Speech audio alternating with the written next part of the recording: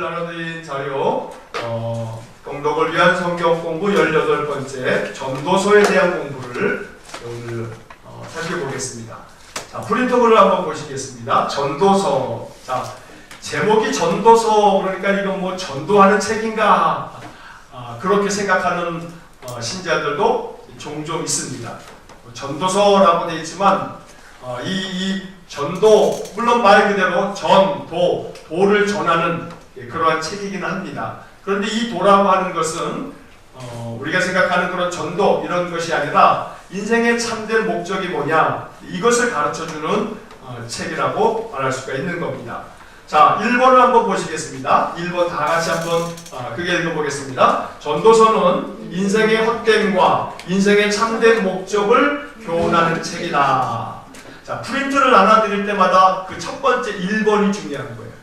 그러니까 모든 책을 여러분들 프린트물들 예전 걸 쫙 보시면 그 맨 첫 번째 1번에 나와 있는 제목, 전도서는, 잠언은, 시편은 해가지고 쫙 이렇게 적어드린 그 한 문장. 요거만 그대로 쭉 창세기서부터 계속해서 이렇게 살펴보시게 되면 그러면 그 책이 뭘 얘기하는구나 라고 하는 것들을 알려주는 핵심어만 거기에 추려서 지금 정리를 하고 있는 겁니다. 자, 전도서는 두 가지를 교훈하고 있는데 첫째는 뭐라고요? 인생의 헛됨을 교훈하는 거예요. 헛됨. 그래서 우리가 전도서 1장 2절에 보게 되면 헛되고 헛되며 헛되고 헛되니 모든 것이 헛되도다. 아이고 그렇게 말하기도 힘들 거예요. 헛되다라고 하는 것을 계속해서 반복하고 있어요. 인생이 헛되다. 이거는 이 헛됨이라고 하는 것은 허무주의를 말하는 거 아니에요.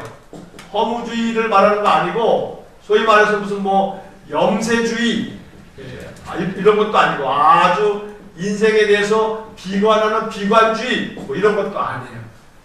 여기서 헛되다라고 하는 이 말하는 것은 이렇게 어떤 의미에서는 다 한마디로 얘기하면 부정적인 그런 의미 이런 의미로서 헛됨을 얘기한 것이 아니라는 말이에요. 그러면 이게 뭘 얘기하는 거냐 하면 이 헛됨이라고 하는 것에는 물론 그 앞에 이렇게 이제 생략되어져 있는 그런 의미가 있는 거예요.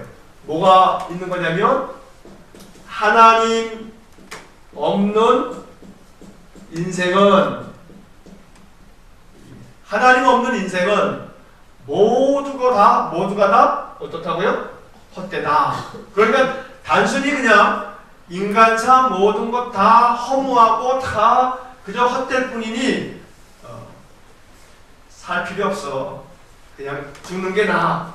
라고 하는 그런 절망이나 허무 속에 빠지는 게 아니고 하나님 없는 인생은 헛되다. 라고 얘기하는 것이 전도서의 가장 중요한 핵심 가르침이죠. 자, 그러면 그 두 번째 나와 있는 것처럼 인생의 참된 목적을 교훈하는 책이다. 자, 그러면 지금 앞에서 하나님 없는 인생은 헛되다. 그럼 인생의 참된 목적은 뭐겠어요? 하나님이 있는 인생이 되어야 된다. 이런 말이죠. 하나님이 있는 인생. 이걸 다른 말로 하게 되면 하나님 경외하는 인생. 하나님 경외하라. 하나님 경외하는 인생을 살라. 하는 그런 얘기. 하나님 경외하는 인생이 인생의 참된 목적이다.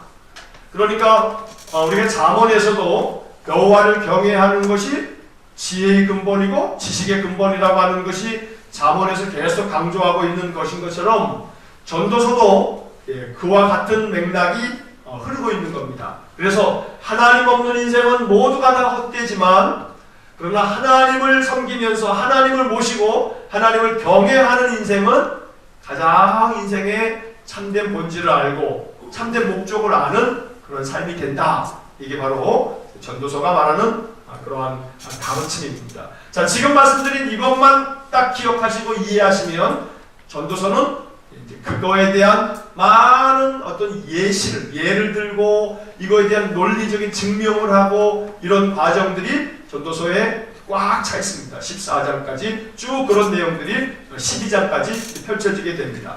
자, 그 1번에 나와 있는 밑에 설명을 한번 같이 읽어보겠습니다. 시작. 전도서는 인생의 모든 것들이 헛되다는 것을 논증하고 이러한 헛된 삶을 어떻게 살아갈 것인가에 대해 조언하고 있는 책이다.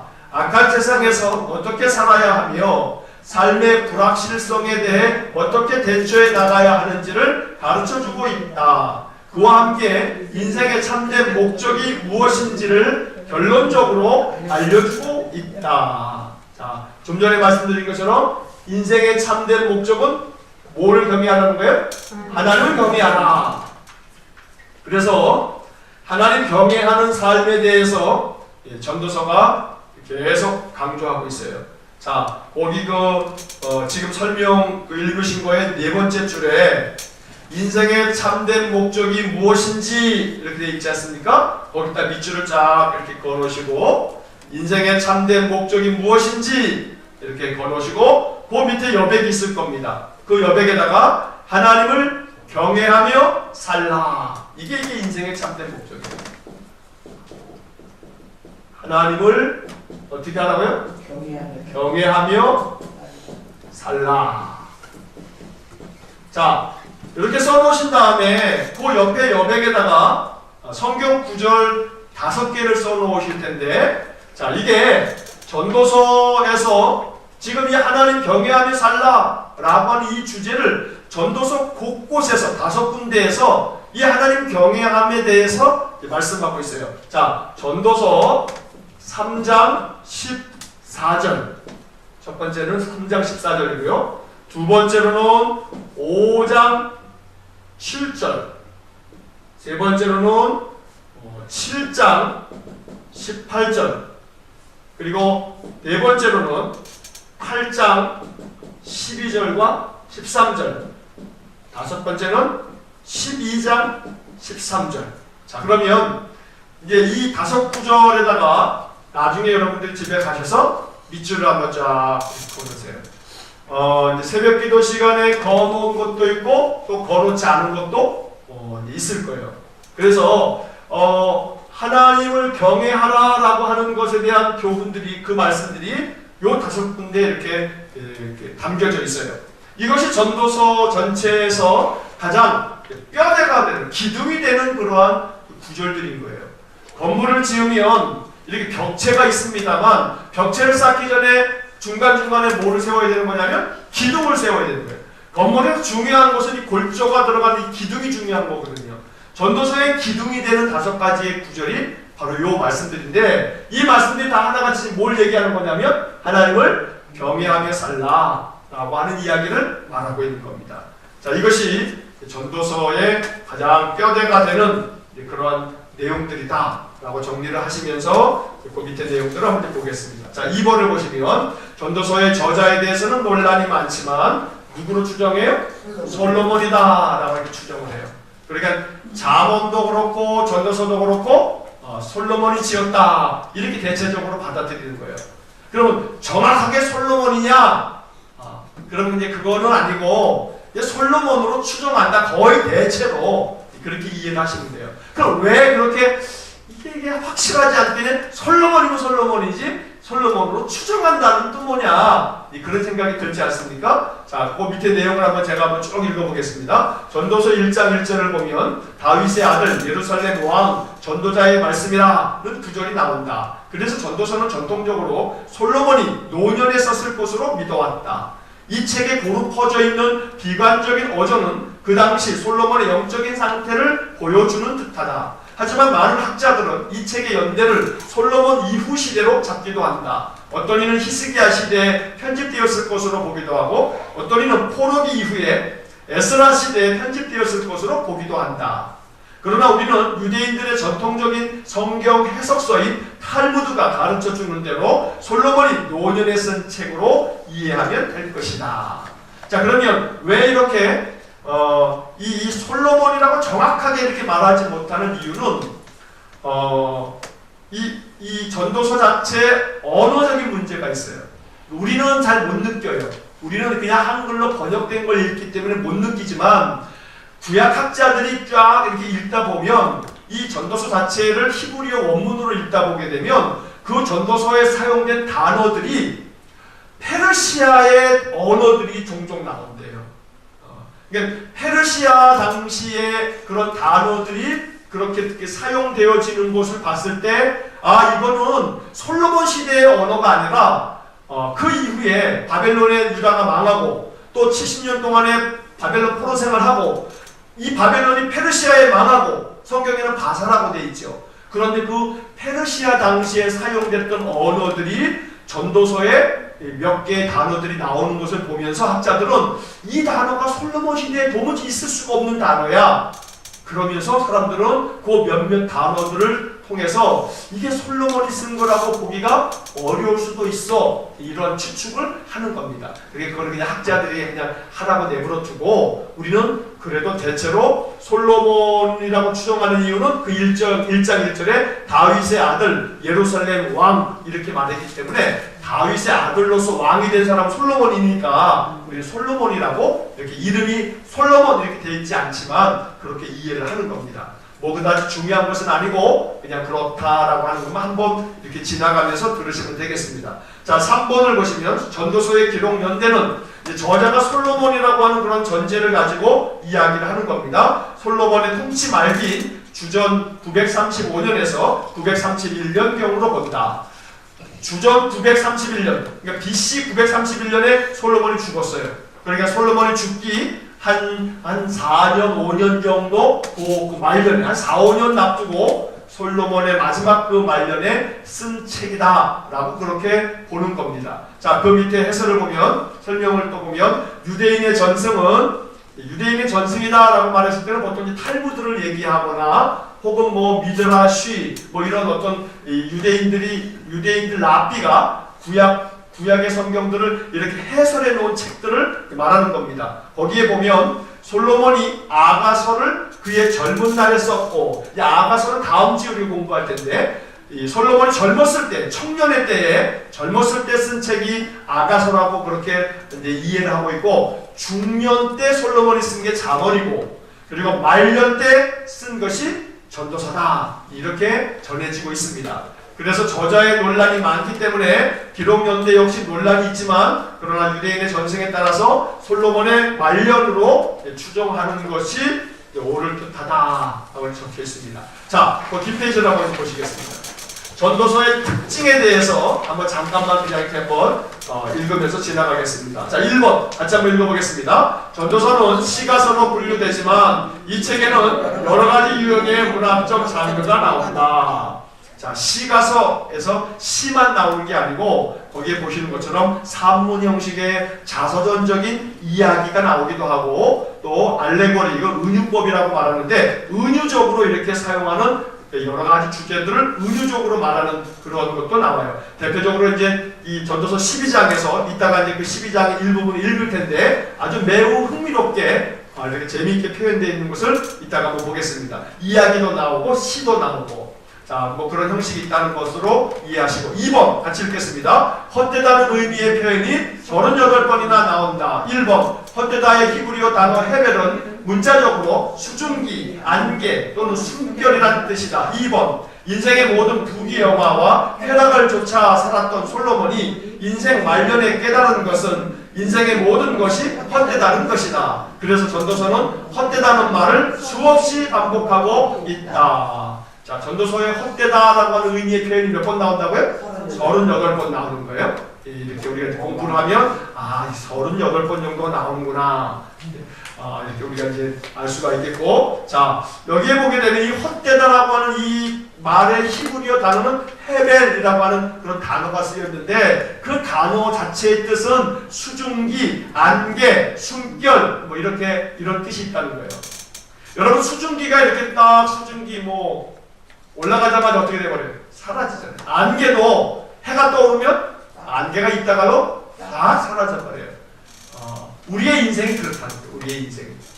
생각해보면 지난날 우리의 지나간 세월들을 쫙 돌아봐도 우리가 뭔가 이루려고 애썼고 뭔가 성취하려고 힘썼고, 그러나 모든 거 다 지나가 보니 벌써 인생이 훅 하고 인생의 후반전이 훅 지나가고 있어요.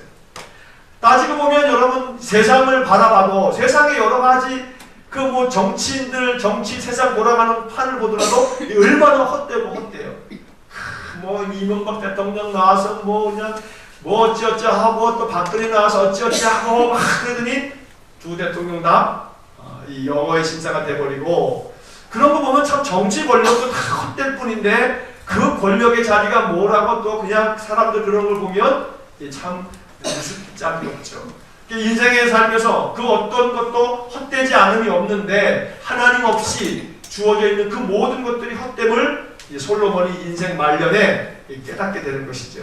자, 3번을 보시면 서론과 변론에 대조적인 교훈을 주고 있다. 자, 1번 서론은 모든 것이 헛되다는 명제로 시작하고 모든 것이 헛되다는 것에 대한 예를 들고 있지만, 변론은 하나님을 경외하고 그의 명령들을 지킬지어다 라고 주장하고 있다. 자, 다시 말하면 서론에서 헛되니 쫙 얘기해가지고 중간에 그 모든 것들이 이래서 헛되다 저래서 헛되다 그렇기 때문에 헛되다는 얘기를 계속 증명하다가 맨 마지막에 가서 뭐라고 얘기하는 거냐면, 그러니 하나님 경외하고 그 명령을 지킬지어다. 이것이 사람의 본분이다. 이게 결론입니다. 이게 전도서의 핵심이고요. 자, 반면에 4번 같이 한번 읽어보겠습니다. 희락 또는 낙에 관한 주제가 많이 나온다. 1번 전도서가 강조하고 있는 희락은 쾌락주의 철학이나 다른 의무를 게을리하는 데서 오는 낙이 아니다. 낙이 없는 삶은 전혀 삶이 아니라고 강조하는데, 그 삶은 하나님께서 주신 것이고 하나님을 경외하는 가운데서 누리는 낙이라고 말하고 있다. 그래서 전도서에는 희락을 즐기라고, 낙이 있어야 된다고 이렇게 이야기를 해요. 다시 말하면 인생이 헛되다고 해서 그러니 인생의 즐거움을 추구하지 말고 그냥 다 내버려라. 그리고 뭐 절간에 들어가듯이 수도원에 들어가고 기도원에 들어가서 그냥 기도를 하고 살아라. 이런 얘기를 하는 것은 아니란 말이에요. 전도서는 우리에게 주어진 하루하루의 삶, 우리가 먹고 마시고 즐기는 모든 것, 내게 주어져 있는 모든 이러한 것들을 하나님 주신 선물로 알고 오늘을 소중하게 여기면서 그렇게 행복을 누리면서 살아라. 즐거움을 누리면서 살아라. 이것이 하나님 주시는 복이다 라고 하는 말씀을 교훈하고 있다는 겁니다. 자, 그 다음 페이지에 이제 본문의 내용을 정리한 것들을 이제 한번 우리 읽어보면서 내용을 살펴보겠습니다. 자, 그 개관의 표를 보시게 되면, 자, 구성에 이제 세 가지가 이렇게 딱 짜임새가 되어 있죠. 1장 1절에서 11절은 서론의 첫 번째 중요한 명제가 나오는 거예요. 그 명제는 2절에 나와 있는 것처럼 모든 게 다 헛되다. 헛되니 모든 게 헛되다.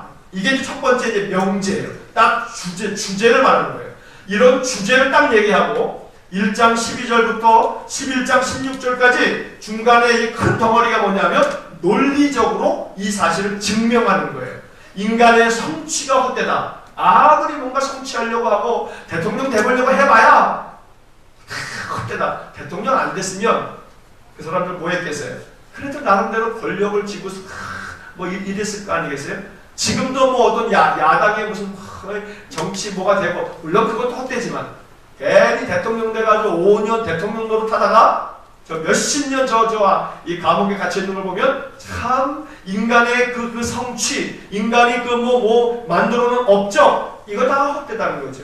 인간의 무지가 또 헛되다. 뭐 사람들 뭔가를 대단하게 지혜를 가지고 알려고 하고 그러지만 세상 많은 것들 다 알아봐야 그것도 다 헛되다. 그러니 합당한 삶이 뭐냐? 결론적으로 말하는 것은 결국은 우리가 하나님 경외하고 그리고 하나님 잘 섬기고 그 명령 지키는 것이, 이것이 우리 인간에게 가장 합당한 삶이다 라고 하는 이야기를 전도서가 하고 있는 겁니다. 자, 이제 그 내용을 이제 쭉 한번 우리 계속 한번 읽어보겠습니다. 자, 서론 모든 것이 헛되다. 1번 다 같이 읽겠습니다. 전도자는 모든 것이 헛됨을 강조한다. 전도자가 이르되 헛되니 모든 것이 헛되도다. 이게 1장 2절에 전도서의 주제 성경 구절이기도 하죠. 그러면 이것이 주제는 아니에요. 이거 문제 제기를 하고 있을 뿐입니다. 자, 2번 같이 읽겠습니다. 전도자는 자연에서 보이는 인간의 노력의 헛됨을 열거한다. 1번 인간의 노력과 출생과 죽음이 헛되다. 2번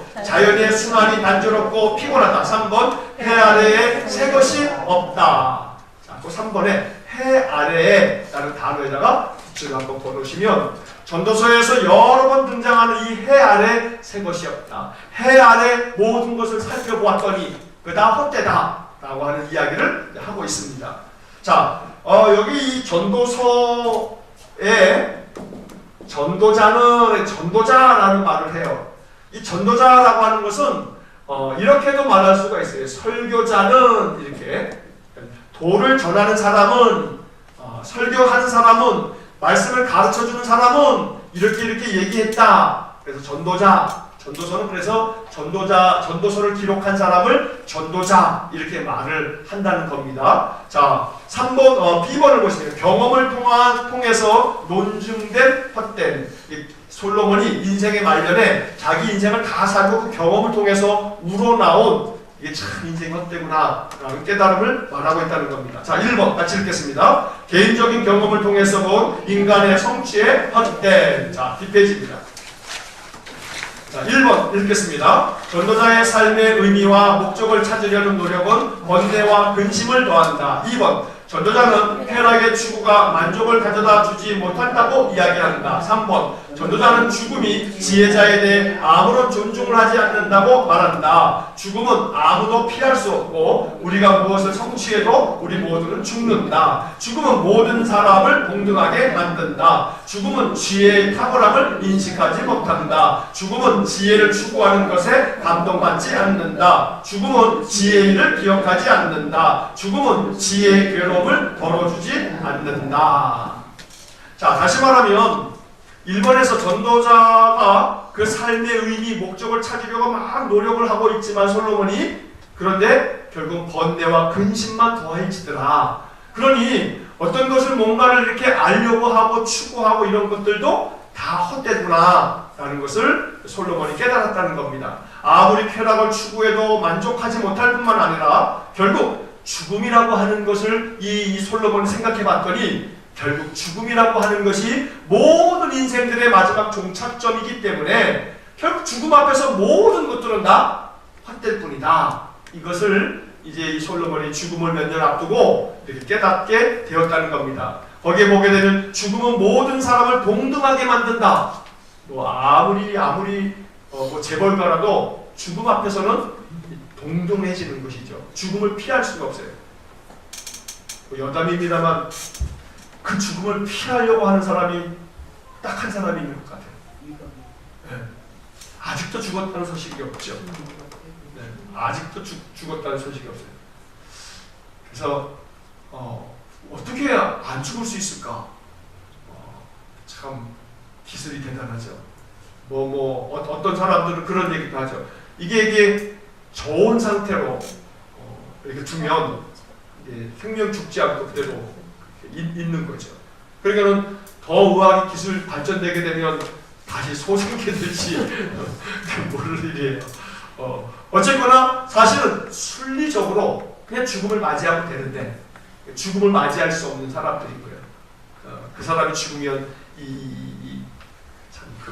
큰 재벌가가 어떻게 될지 모르니 말이에요. 자, 그리고 결국은 죽음이라고 하는 것은 모든 사람들에게 다 찾아오는 바이니 죽음 앞에서 인생의 모든 것들이 다 헛될 뿐이다.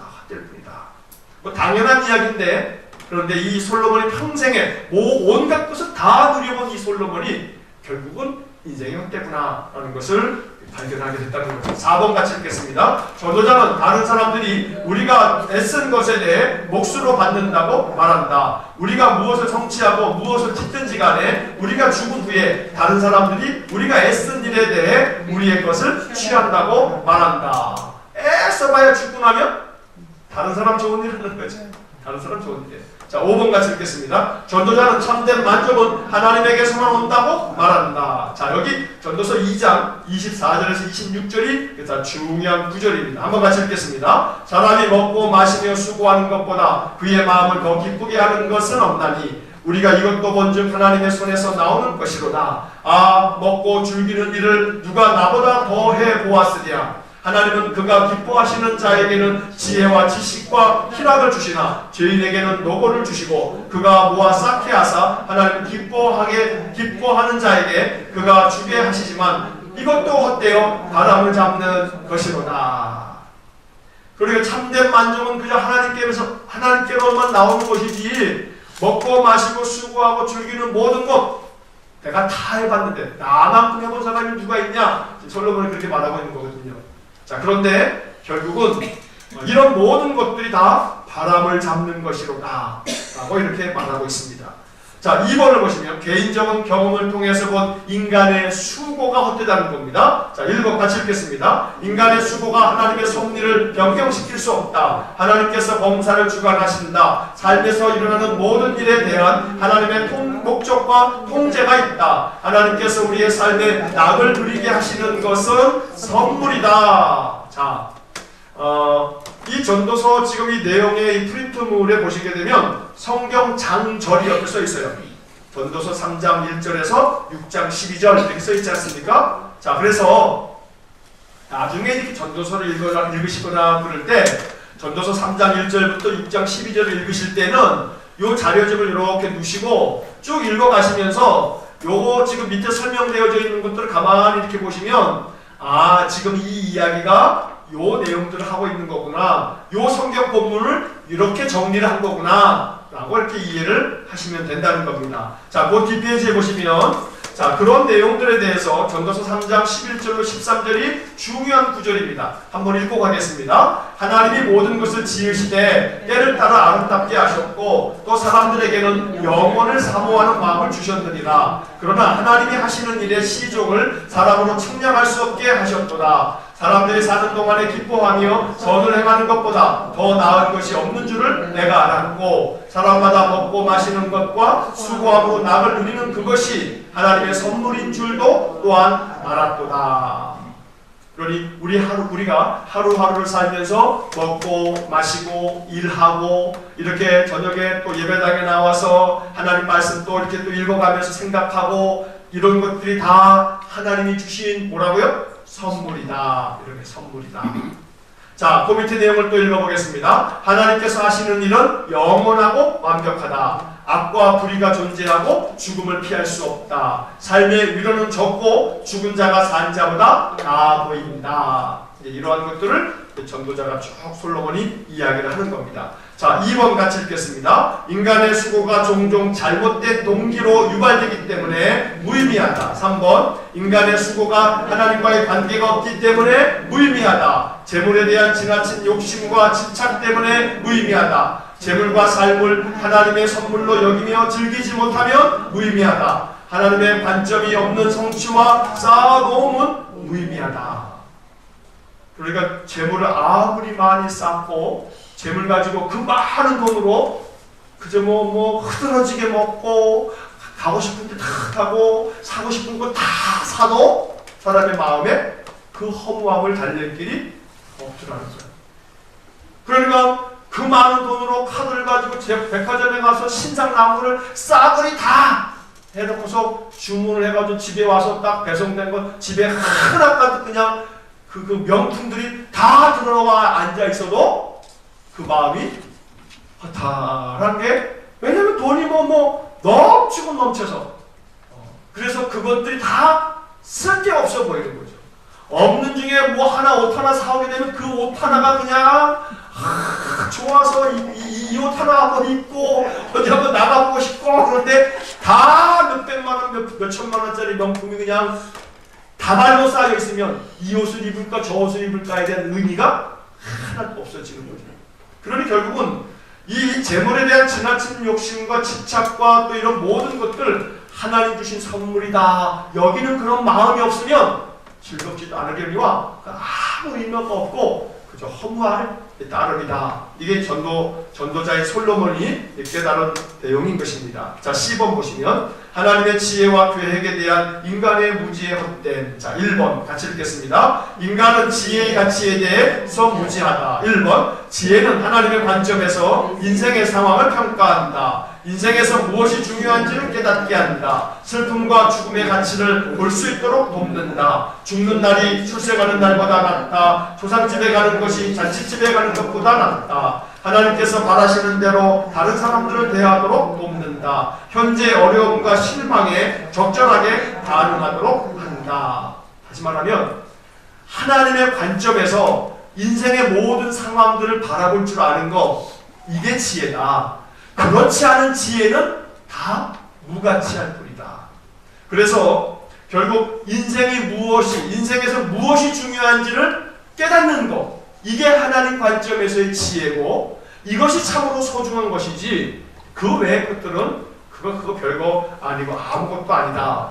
하나님께서 바라시는 대로 다른 사람들을 대하면서 그들을 돕는 거, 이게 참된 지혜다. 이런 얘기들을 솔로몬이 해주고 있다는 겁니다. 자, 2번 같이 읽겠습니다. 지혜는 우리에게 하나님의 주권을 의지하도록 격려한다. 자, 한번 같이 14절을 읽겠습니다. 형통한 날에는 기뻐하고 곤고한 날에는 되돌아보아라. 이 두 가지를 하나님께서 병행하게 하사 사람이 그의 장래일을 능히 헤아려 알지 못하게 하셨느니라. 이 전도서에서 아주 중요한 요절이기도 합니다. 형통한 날에는 기뻐하지만 힘들고 어려운 곤고한 날에는 뒤돌아보아라. 하나님이 두 가지를 병행하게 하셨다. 그래서 장래일을 능히 헤아려 알지 못하게 하심으로 하나님 앞에서 겸손하게 만드신 거고, 오직 하나님만을 경외하게 그렇게 만드셨다는 겁니다. 자, 그 다음 페이지에 3번 한번 같이.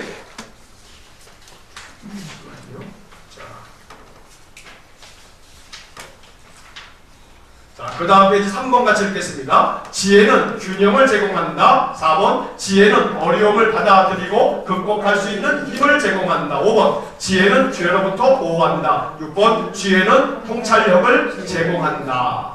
하나님의 관점으로 바라보는 지혜, 하나님이 주신 하늘의 지혜, 이러한 것들은 결국 우리들에게 그 어떤 어려움도 잘 받아들이고 극복할 수 있는 힘을 제공한다고 솔로몬이 말하고 있는 겁니다. 자, 2번 보겠습니다. 인간은 하나님의 계획에 대해서 무지하다. 1번 지혜자는 권위에 대한 복종으로 화를 면할 수 있다. 지혜자는 적절하게 처신하는 법을 안다. 권위를 가진 자에게 복종하는 것은 하나님의 진리이다, 질서이다. 지혜자의 적절한 처신은 해를 피할 수 있게 한다. 2번 지혜자는 하나님의 신비에 대해 무지하다. 자, 결국 하나님이 계획하신 것에 대해서 인간들이 그 계획에 대해서 알지 못한다는 거예요.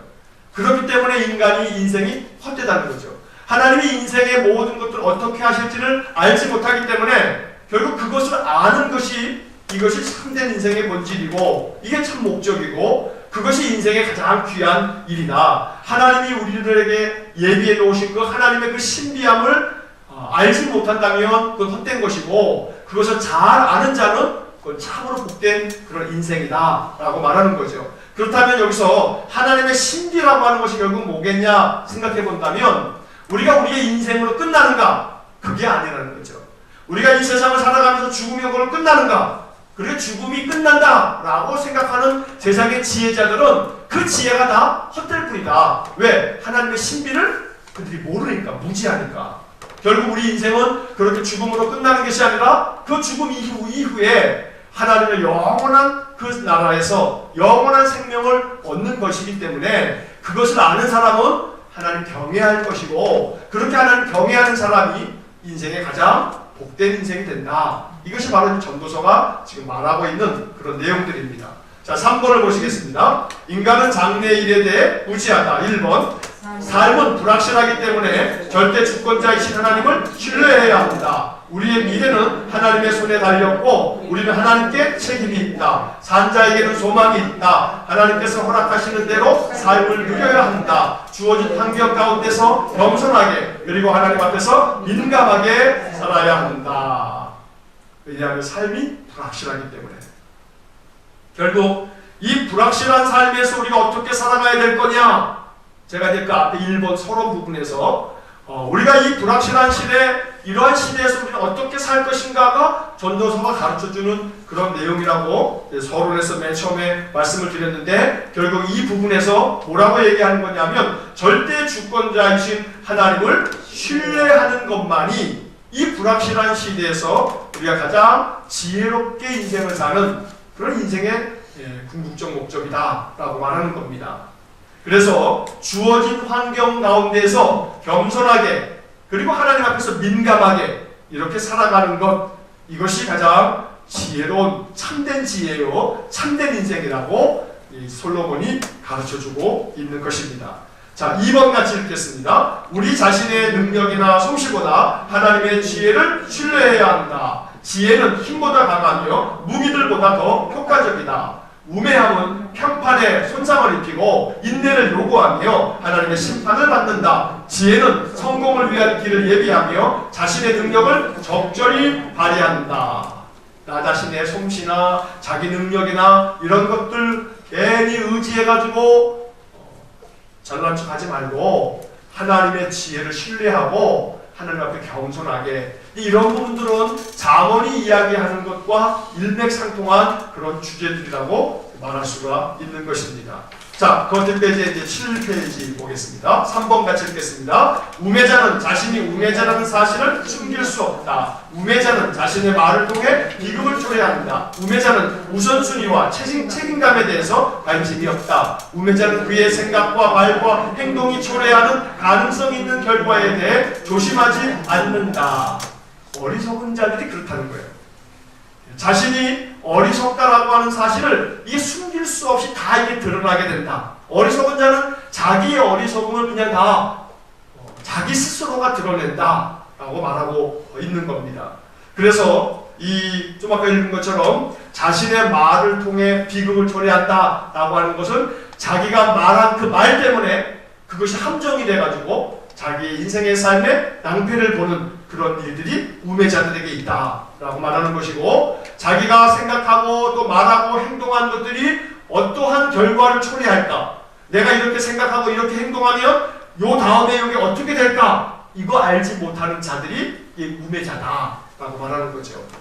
그러니까 우리들이 여기서 말하는 우매자라고 하는 것은 결국은 결론적으로 말하면 인생의 삶 다음에 어떤 삶이 있을까 이거 알지 못하고 인생의 삶을 쾌락만 쫓고 하나님 없이 하나님 거역하며 그렇게 살아가는 자들, 앞으로 어떤 일이 벌어질지 알지 못하고 결국은 이 인생에 이 주어진 이 육신의 삶에 대해서 하나님 경외함 없이 살아가는 그런 삶, 그런 자들이 우매자다 하고 말하는 게 이게 솔로몬의 주장인 겁니다. 자, 4번 한번 보겠습니다. 전도자는 장래의 일을 모르기 때문에 믿음으로 살고 모든 일에 지혜로우라고 권면한다. 믿음은 우리의 수고에 대한 결과와 보상에 대해 하나님을 의존하게 한다. 믿음은 통제하지 못하는 이유로 아무것도 하지 않으려는 태도를 막는다. 믿음은 의심하고 포기하는 대신 하나님께서 주시는 기회에 반응하게 한다. 자, 여기서 11장 1절로 6절의 이야기가 이런 이야기들을 말하고 있는 것들입니다. 그래서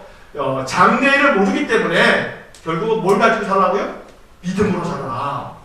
그러면 그렇게 믿음으로 살고 모든 일에 있어 지혜롭게 그렇게 살아가라. 왜냐하면 우리가 장래일을 모르기 때문에. 그래서 믿음을 가지고 살면 이 믿음이라고 하는 것이 우리가 하나님을 의존하게 만들고, 또 믿음이라고 하는 것이 우리가 아무것도 하지 않으려는 그런 태도를 믿음이 막는다는 거예요. 다시 말하면 믿음을 가지면 아무것도 하지 않으려고 하는 게 아니라 더 적극적으로 하나님 경외하기 위해서 무언가를 하는 그런 적극적인 마음을 갖게 한다는 것이고, 하나님께서 주시는 기회에 대해서 믿음은 적극적으로 반응하게 한다. 이게 바로 전도서를 통해서 솔로몬이 우리에게 주는 교훈인 것입니다.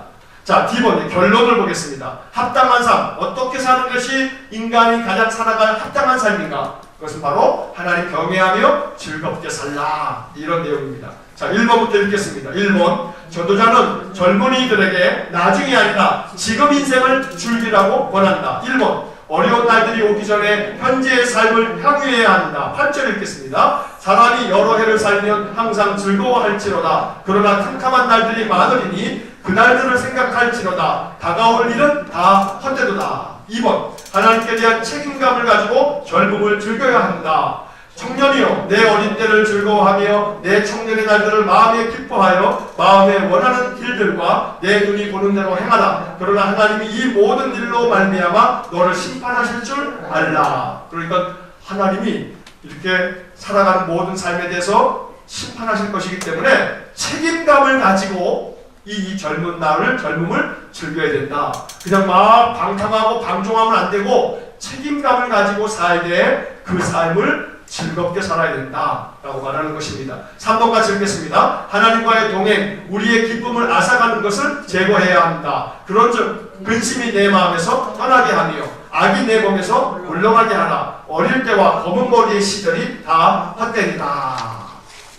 자, 여기서 이 젊은이라고 표현되어져 있는 이 전도서 11장의 젊은이는요, 나이가 젊은 10대, 20대, 30대를 말하는 게 아니에요. 여기서 젊음이라고 하는 것은 엄밀하게 말하면 뭘 이야기하는 거냐면 이 젊은이들에게 나중이 아니라 지금 인생을 즐기라고 권한다. 이런 내용은 뭐냐면 어제의 나하고 오늘의 나를 보면 어느 게 젊은 거예요? 어제의 나가 젊은 거예요. 자, 오늘의 나는 내일의 나보다 어떤 거예요? 젊은 거예요.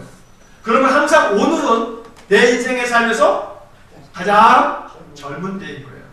그러니까 내일보다 오늘이 더 젊은 거죠.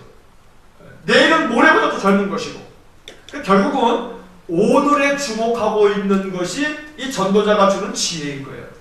그러니까 오늘 이 하루를 딱 접할 때 내일보다는 내가 오늘 더 젊어. 그러니까 오늘 내가 이렇게 하나님 주신 이것도 즐거운 마음으로 받아들이고, 이것도 감사한 마음으로 받아들이고, 그래서 하나님 주신 지혜로 그 모든 것들을 하나하나 감당해 간다면 이것이 바로 하나님 경외하는 삶이고 하나님 주시는 복을 누리는 삶이다 라고 말한다는 것입니다. 자, 그 뒷페이지를 이제 보시면 2번 같이 읽겠습니다. 전도자는 노년기와 사망의 날이 다가오니 본분을 다하라는 삶을 살라고 권면한다. 1번, 노년기의 불행이 다가오기 전에 하나님과의 친밀한 관계를 세워야 한다. 너는 청년의 때에 너의 창조주를 기억하라. 곧 곤고한 날이 이르기 전에 나는 아무나게 없다고 할 해들이 가깝기 전에 하나님을 기억하고 하나님 섬기라, 이런 거죠. 자, 2번 같이 읽겠습니다. 노년기에 직면하는 피할 수 없는 육체의 쇠퇴를 인식해야 한다. 자, 같이 읽겠습니다. 팔과 손이 약해져서 떤다. 힘있는 자들이 구부러진다. 치아가 빠져서 적어진다. 시력이 약해진다. 요런 게 12장 3절에 이렇게 비유적으로, 아까 이제 우리가 전도서의 특징을 앞에서 공부할 때 알레고리, 즉 은유법을 사용했다 하는 게 요 12장에 지금 요걸 얘기하는 겁니다. 3절 한번 그 밑에 거 읽어보겠습니다. 그런 날에는 집을 지키는 자들이 떨 것이며 힘있는 자들이 구부러질 것이며 맷돌질하는 자들이 적음으로 그칠 것이며 창들로 내다보는 자가 어두워질 것이며. 자, 집을 지키는 자들이 떤다 하는 것은 이 손과 발이 이 몸을 지키는 자들인데 얘네들이 떠는 거예요. 자, 그리고 힘 있는 자들이 구부러진다. 이 힘 있는 척추가 구부러진다는 거고, 맷돌질하는 자들이 적으며, 이 맷돌질이라고 하는 것은 음식을 가는 게 맷돌이잖아요. 음식을 갈아서 이렇게 먹는 이 치아가 적어지며 적다라고, 맷돌질하는 자들이 적다. 이 맷돌질하는 자가 이 치아 하나하나에 얘네들이 적어요. 그게 치아가 다 빠진다는 얘기죠. 그리고 창들로 내다보는 자가 어두워진다. 이 창이 눈이잖아요. 뭔가 내다보려면 눈으로 보는 건데 이게 어두워진다. 이게 아주 표현이 굉장히 아주 시적으로 멋지게 표현되어져 있어요. 자, 그 밑에 보시게 되면 한번 읽겠습니다. 치아의 상실로 입술이 오그라든다. 수면이 짧아진다. 청력이 약해진다. 기력이 없어서 모험을 하지 못하고 상해를 당하는 것에 대한 두려움이 커진다. 머리가 희게 된다. 허리가 굽어지고 걸음이 느려진다. 모든 욕구가 감퇴된다. 죽음이 찾아오고 조문객들이 찾아온다. 이게 인생 노년의 모습인데, 자, 4절과 5절의 말씀이 이렇게 비유적으로 이제 표현됐습니다. 한번 읽겠습니다. 길거리 문들이 닫혀질 것이며 맷돌 소리가 적어질 것이며 새 소리로 말미암아 일어날 것이며 음악하는 여자들은 다 쇠하여질 것이며 또한 그런 자들은 높은 곳을 두려워할 것이며 길에서는 놀랄 것이며 살구나무가 꽃이 필 것이며 메뚜기도 짐이 될 것이며 정욕이 그치리니 이는 사람이 자기의 영원한 집으로 돌아가고 조문객들이 거리로 왕래하게 됨이니라.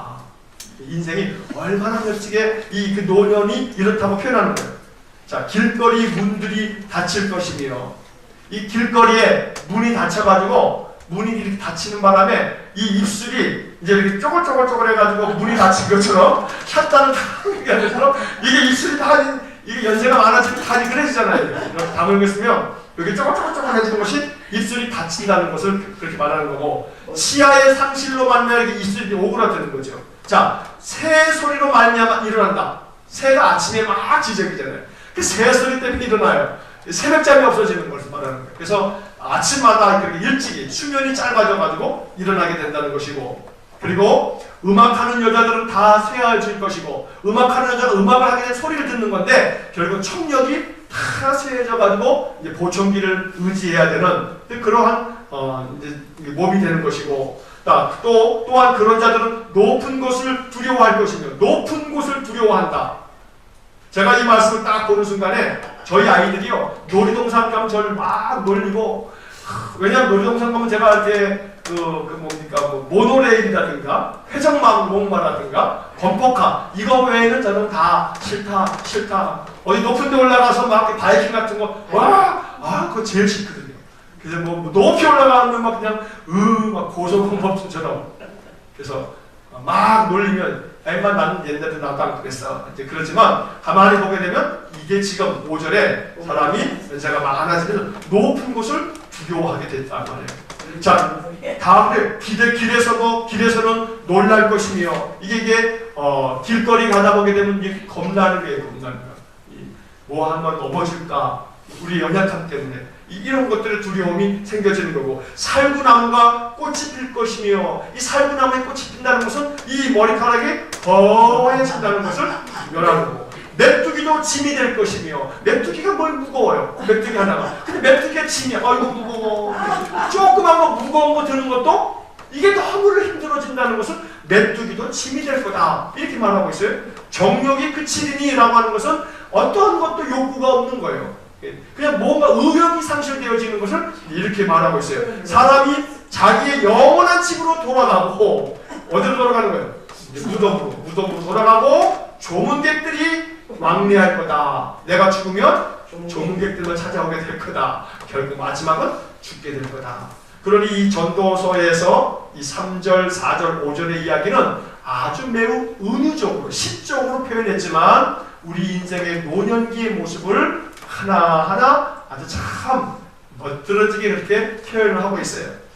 많이 멋들어진 거지 참, 우리의 인생이 결국은 죽는다. 이것을 이렇게 말하고 있는 것이죠. 자, 다음 페이지에 보시게 되면 9페이지입니다. 3번 같이 읽겠습니다. 죽음이 우리의 모든 기회를 마감하는 것을 인식해야 합니다. 4번, 이 땅의 육신적이고 세상적인 추구는 다 무의미하다는 것을 깨달아야 합니다. 결국 솔로몬이 인생 말년에 이 세상 모든 것, 이 3절로 4절, 5절에서 말한 것처럼 눈도 쇠하고 귀도 쇠하고 치아도 빠지고 머리도 하얘지고 허리도 휘고 뭐 의욕도 사라지고 모든 것들이 다 이렇게 되어지면서 결국은 영원한 집 무덤으로 들어가고 조문객들이 찾아오게 되는 이것이 인생이던데, 결국은 그런 걸로 보자면 인생의 삶에 결국은 참된 게 뭐냐? 다 헛될 뿐 아니냐? 그러니 결국 인생에 참된 것은 오로지 한 가지밖에 없다. 우리가 죽고 나면 만날 그 하나님 앞에 서게 되는 그날, 우리가 인생에 살면서 너 뭐 하다 왔니? 맛있는 거 먹다 왔어요. 세계 여행하고 왔어요. 크루즈 여행하고 왔어요. 내가 박사학위 몇 개를 땄어요. 내가 뭐 대통령이 되고 내가 도지사가 되고 내가 국회의원 되고 권력을 쥐다 왔어요. 내가 재산을 몇십억 재산가가 되어 그렇게 재산 은행 잔고를 남기고 왔어요. 그런 모든 것들이 다 부귀영화, 그 어떤 지식과 세상 권력과 명예도 다 헛되더라. 그러니 결국 그렇게 인생의 삶의 모든 것들이 영원한 집에 들어가고 조문객들이 찾아오게 되는 그러한 인생으로 우리 모두가 다 그 종착점을 향해서 가게 되는데, 결국 인생의 가장 근본적인 그런 참 목적이 뭐냐?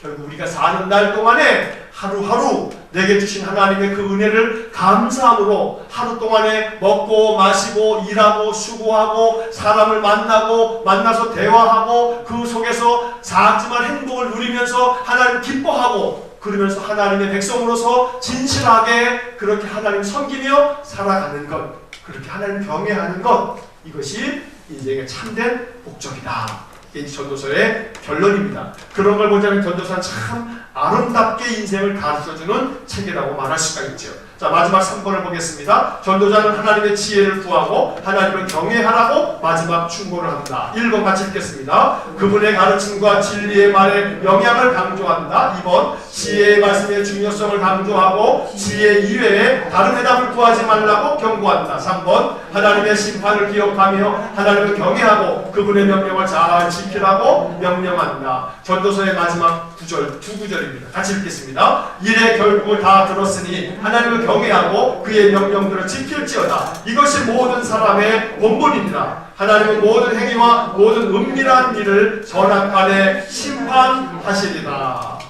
결국 전도서의 마지막 이 구절 14절 맨 마지막 선악간에 하나님은 모든 은밀한 일을 심판하시리라.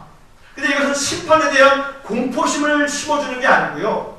결국 우리의 인생은 죽음과 죽음 이후에 심판이 있다. 히브리서 9장에 말한 것처럼 사람이 한 번 죽는 것은 정한 것이고 그 이후에는 심판이 있다. 이게 바로 전도서가 얘기하는 핵심 포인트, 가장 중요한 교훈인 것입니다.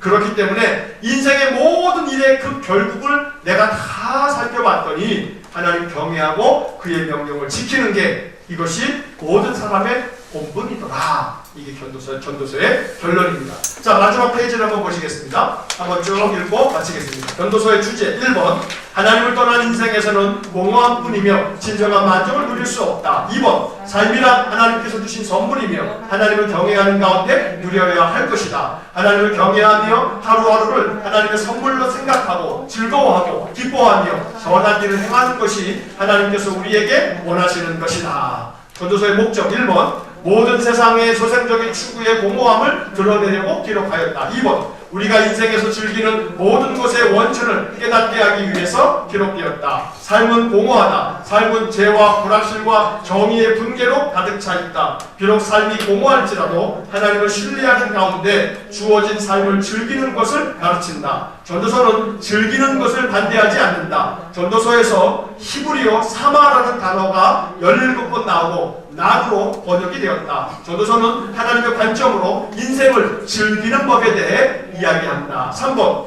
하나님께 대한 우리의 최종 책임감을 기억하고 하나님을 경외하게 하려고 기록되었다. 자, 하나님께 대한 우리의 최종 책임감을 기억하고 이것은 맨 마지막 14절에서 선악간에 하나님이 심판하신다. 이것을 기억하고 항상 인생에 책임감을 가지고 하나님 섬기는 백성으로 살라라고 말씀하고 있는 것입니다.